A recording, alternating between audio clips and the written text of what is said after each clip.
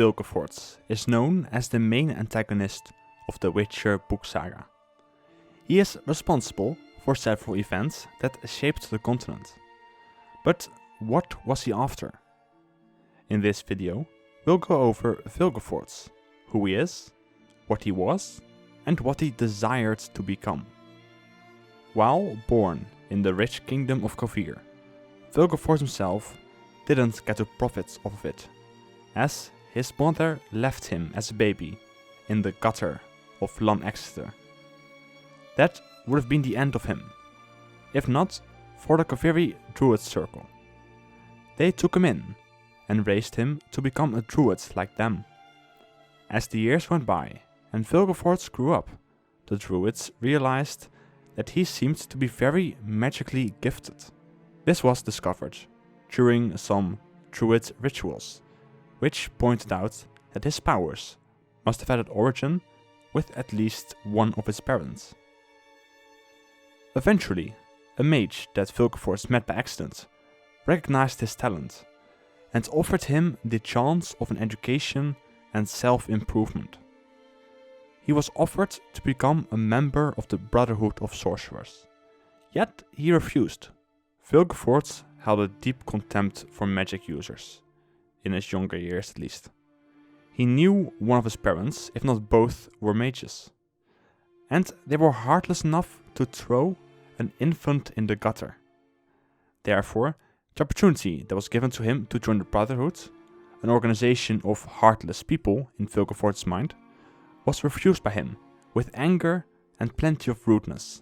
The sorcerer who offered him his chance didn't understand why Vilgefortz refused, but he didn't care and he left, further strengthening the image Vilgefortz had of the mages of being cold-hearted. When Vilgefortz grew into adulthood, he had enough of being tied down to the druid's life, and therefore he left the grove and set out into the world. Vilgefortz would later consider this the darker part of his life, as in the following years he would become a mercenary and experience everything, both good and bad, that came with it. In his words, victorious soldier, defeated soldier, marauder, robber, rapist, murderer, and finally a fugitive fleeing the noose. To stay alive, Vilgefortz fled far, to the end of the world, where he would meet a sorceress. To this point, the story of Vilgefortz might sound very familiar, because there are similarities to that of Geralt. It is common for the main villain of a story to be an evil reflection of the main character, and with Vilgefortz we seem to have exactly that. They both had a parent that was taught in ways of magic. They were both left behind by their parents. They were adopted by groups that would be seen as outsiders to others. And they would both fall in love with a sorceress. But it is here where they split. Because while Geralt in some ways still felt something for Yennefer, and it seemed like he cared about her, even though the relationship is often far from perfect. But Vilgefortz couldn't deal with the feelings he had for this sorceress, which he described as the following. I couldn't understand her feelings, and she didn't try to help me with them. I left her. Because she was promiscuous, arrogant, spiteful, unfeeling and cold. Because it was important to dominate her, and her domination of me was humiliating. I left her because she was only interested in me because of my intelligence, personality, and fascinating mystery, obscured the fact that I wasn't a sorcerer, and it was unusually only sorcerers that she would honor with more than one night. I left her because she was like my mother. Vilgefortz, instead of loving her, described his feelings as a form of hate towards her. When he left her, he felt empty inside, due to the lack of all those emotions he had felt during their time together. The fear, regret, fury, sense of guilt, loss and hurt. It was then, out of hatred, that he decided to become a sorcerer. And only then did he realize that his feelings were stupid. Or, as he also describes it in a version of his famed quote, I mistook the stars reflected in the pond for those in the sky. Vilgefortz completed his education and became a respected sorcerer, for he was both very talented as well as handsome. At the same time, when Vilgefortz became a mage, he realized that he had a feeling deep down that he wanted to be as powerful as he could be. He had a strong lust for strength and to rule everything. This led him to study the most powerful bloodline that was known, the Elder Blood. If he got his hands on this power of this blood possessed, he would not only be able to rule the continent and to rule the Witcher, he would be able to rule over many worlds and peoples. He was aware that the Elder Blood was now in the royal line of Sintra, as well as that a mysterious individual had recently married Pavetta. A man named Dunny, who Vilgefortz discovered, was in fact the banished son of the former Emperor of Nilfgaard. They first met shortly after the birth of Ciri. He offered to help Dunny reclaim his throne in exchange for more power. Dunny, who was Emir for Emrys, promised Vilgefortz that in exchange for helping him, he would be allowed to rule the north. And so, when the time came to reclaim Nilfgaard for Emir, Vilgefortz faked Dunny's death and accidentally caused the death of Pavetta. But something went wrong. Ciri didn't come along. It was her Vilgefortz truly was after. And while Vilgefortz was very disappointed by the fact that his plan had failed, he still helped Emir reclaim his throne, to at least gain some sort of power. Vilgefortz's involvement with Emir remained a secret. No one suspected anything of him, especially not that he would have served Emir. This was further reinforced during the Battle of Sodden Hill, when he played a very important part and was believed by many to be why the North didn't fall, which resulted in him earning the nickname the Hero of Sodden. He was also a member of the chapter of sorcerers, which kind of is the mage government. He became the de facto leader, largely due to what happened at the battle. But he wasn't doing only good deeds. Sure, helping the North win was by far in the best interest for the North, but also for him, as it gave him a good reputation among mages, and for a while, at least, he could become their leader. This gave him more power and time than he would have had otherwise, as more war would have meant that Ciri might have been lost or killed in the process. And it's harder to keep track of someone when war rages all around. But Vilgefortz had some darker things going on as well at this time. Around when the Battle of Sodden Hill took place, Vilgefortz tasked a few mages with experimenting on a mysterious artifact he had found in the necropolis. Out of the 5 mages, 3 died. 1 went mad, and the last one, Lydia van Bredevoort, got heavily burned. But she stayed loyal to him, as his assistant. Lydia in the books was in love with Vilgefortz. However, he didn't really return the favor. He didn't let himself. But, besides these experiments, Vilgefortz also started to use Rience and Shiru to block information from coming out that he didn't want, and to help them search for Ciri. He would eventually learn that Ciri was taken by Geralt, which meant that he had to find him first. He was actively trying to find Ciri, while he sent Rience out on the task of killing Geralt. As Rience failed in killing him, and Ciri was with Yennefer at that time, who was untraceable using most magic, he had to try something else. As the de facto leader, he proposed summoning the mages at Thanet for a meeting, with his real goal, of course, having been to get more power and to try and find Ciri. He knew that if Yennefer would come, she would probably take Geralt with her, which would mean that Ciri would also be close. During this banquet, Vilgefortz decided to ask Geralt to join him, talking with him about how similar they were, how Geralt could be so much more than a witcher. Geralt, however, refused. He wasn't out for power, he just wanted to get his things taken care of and to make sure Ciri was safe. It was, in the following night, when things almost went completely wrong for Vilgefortz. He and the other mages, who were discovered to conspire with Nilfgaard, were captured by Philippa Auhart and her mages. It became chaos, and, as an attempted distraction, he ordered his assistant, the woman who loved him, to kill herself. But he was still captured, stuck in Dimeritium. Only due to the interference of the Sire de Vries, who saw this treatment as not the right thing to do, he managed to break free, starting more chaos on the Isle. And just to be clear, the Sire didn't like Vilgefortz.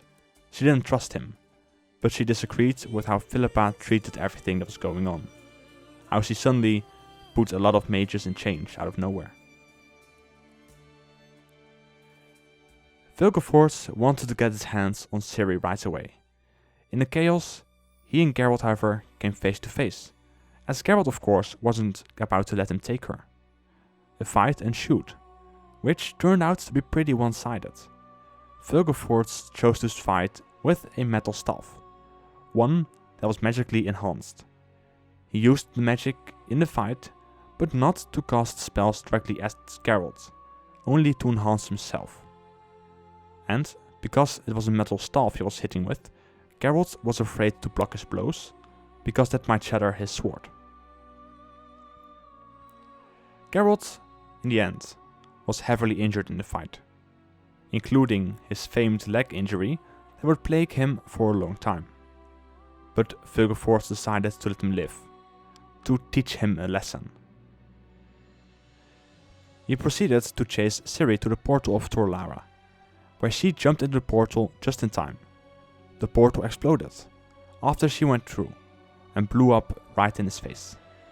A large part of his face was now burned and disfigured, as well as that his sight was now reduced, because he lost one of his eyes.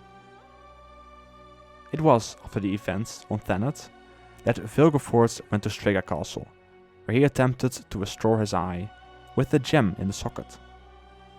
For a while, he was ordering his agents, Rience and Shiru, around in their search for Geralt and Ciri.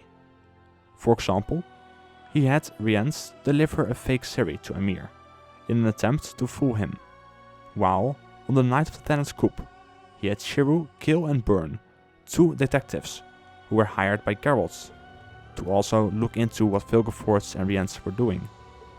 So, what exactly did Vilgefortz want to do with Ciri? Well, instead of having a child with her, like the plans of some other individuals, he wanted to master her blood from himself. The blood he wanted specifically was her placental blood, which meant that he wanted to remove her placenta. Vilgefortz had been running many experiments on girls in the years leading up to the Thanat's coup. Several of the locations where he experimented would eventually be discovered by the Redanian spy master Sigismund Dijkstra, and they were pretty horrifying. Vilgefortz spent almost all of his time, after he was injured on Thanet, hiding in Stega Castle, and for good reason. He was probably the most wanted man on the continent, being sought by kings, the Lords of Sorceresses, and the Emperor of Nilfgaard. He continued his search for Ciri while in hiding, keeping track of both Yennefer and Geralt as well. Yennefer even ended up right at the front of his door, when she was tracking down his trace and stumbled into the portal at the Setna Abyss. Vilgefortz captured her and used her as bait to attract Ciri. Ciri herself would appear sometime later, also arriving at the castle after being shown the way by Nimue. Geralt and his Hansa arrived not too long after Ciri, and quickly made their way through the castle. In the months between Vilgefortz going into hiding and the Battle of Stega Castle, both of his loyal agents, Rience and Shiru, had been killed. Now, his two most prominent helpers were Leo Bonhart, a bounty hunter, and Stefan Skellen, a Nilfgaardian who wanted to create a democracy. During the fight in the castle, both sides had heavy losses. Milva, Cahir and Anglem all fell in battle, and only Geralt, Ciri, Yennefer and Regis remained. But Regis would also soon join the Fallen, as whilst he was a higher vampire, and kind of an immortal one at that, Vilgefortz managed to get a hold of him, and burn him into molten glass. Vilgefortz, who proved himself to be stronger than Geralt once again, won this fight against him. And so, at least it seemed. On Tenet, I only broke you a little bit, sparingly, for it was meant to be a lesson. Since it wasn't learned, this time I'll break you thoroughly, into tiny little bones, so that one will never be able to stick you back together. He attacked. Geralt didn't run away. He took on the fight. The bar flickered and whistled. The sorcerer circled around the dancing witcher. Geralt rolled over, and the bar struck sparks on the floor right beside his head. The second blow hit him on the shoulder blade. There was shock and paralyzing pain. Weakness flowed down to his legs. The sorcerer raised the bar. Triumph burned in his eyes. Geralt clenched Frangilla's medallion in his fist. The bar fell, striking the floor a foot from the witcher's head. Geralt rolled away and quickly got up on one knee. Vilgefortz leapt toward and struck. The bar missed the target again, by a few inches. The sorcerer shook his head in disbelief and hesitated for a second. He sighed, suddenly understanding. His eyes lit up. He leaped, taking a swing. Too late. Geralt slashed him hard across the belly. Vilgefortz screamed, dropping the bar and staggering back. He bent over. The witcher was already upon him. He pushed him with his boot onto the stump of a broken column, and cut vigorously, diagonally, from collarbone to hip. Blood gushed on the floor, painting an undulated pattern. The sorcerer screamed and fell to his knees. He lowered his head and looked at his belly and chest. For a long time, he could not tear his eyes away from what he saw. Vilgefortz groaned, piercingly, and raised his head. Geralt! The witcher didn't let him finish. Vilgefortz died by Geralt's hand, but it could have easily ended the other way around. There were two main aspects to Geralt's victory over Vilgefortz. The first one was the fact that Vilgefortz had lost an eye in the explosion at Torlara, which made his sight worse. And the second one was the medallion that Geralt had. His original medallion was burned along with Shiru, and thus he received a new one from Virgilla Vigo while in Toussaint. This one, however, was a bit more powerful, and allowed Geralt to hide himself behind a strong illusion, which Vilgefortz had trouble to see through due to his missing eye. If Vilgefortz was the same Vilgefortz during Tenet, then the story would have ended with Geralt beaten to death by a metal staff. Vilgefortz would have been able to execute his plans and become the ruler of worlds, if he had won this fight. After his death, Vilgefortz would be remembered as a powerful young sorcerer, for he was less than 100 years old. And any other sorcerers that showed a strong talent in magic were often compared to him, or referred to as a new Vilgefortz. One of the criticisms that I've seen often about Vilgefortz is that many see him as kind of a one-dimensional villain, due to the reason for what he's doing. Unlike, for example, the Anel, he doesn't want to save a race of people. He just seems to be out for power. But that's what the story needed. The Witcher, after all, is a world where fairy tales have been adjusted to be both a bit more grim, as well as that some parts have become more realistic and less fantastical. And every fairy tale has a evil villain who just wants power, and therefore Vilgefortz fits the world. He is the villain that wants power. Yet, he isn't a villain that kills everybody for no reason. He is a slightly more reasonable enemy than a sadist like Leo Bonhart.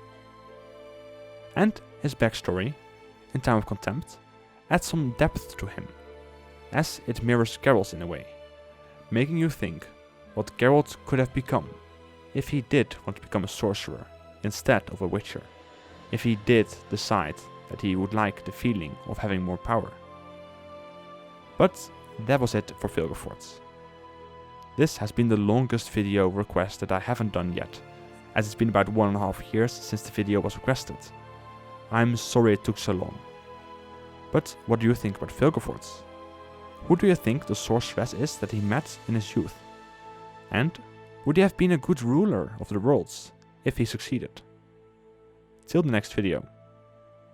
Bye.